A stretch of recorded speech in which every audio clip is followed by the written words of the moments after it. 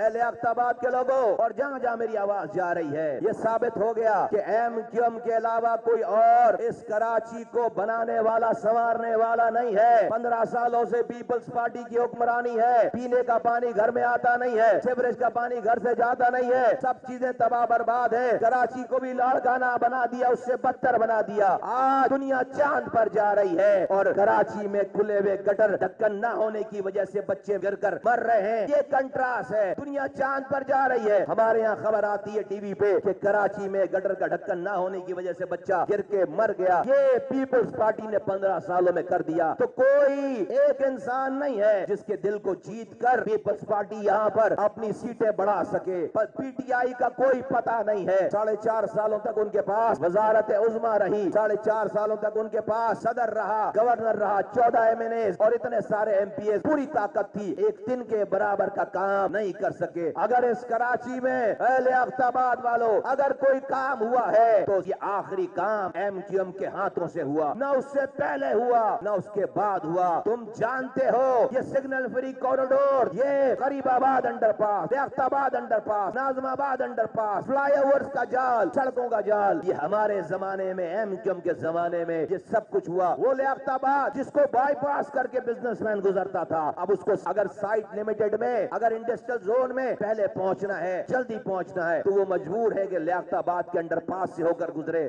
غریب آباد کے انڈر پاس سے ہو کر گزرے۔ یہ ایم کیو ایم نے کر کے دکھایا اپنے دور میں۔ ایم کیو ایم اس سے بہت زیادہ اور کچھ کر سکتی ہے۔ یہ ایم کیو ایم آج مختلف ایم کیو ایم ہے، آج یہ ایم کیو ایم یہ مختلف ایم کیو ایم ہے، یہ متحد ایم کیو ایم ہے، گراؤنڈ پہ موجود ہے، لوگوں کو سامنے اپنے حالات دیکھ کر فیصلے کر رہی ہے، دور بیٹھ کر ہم فیصلے نہیں کر رہے۔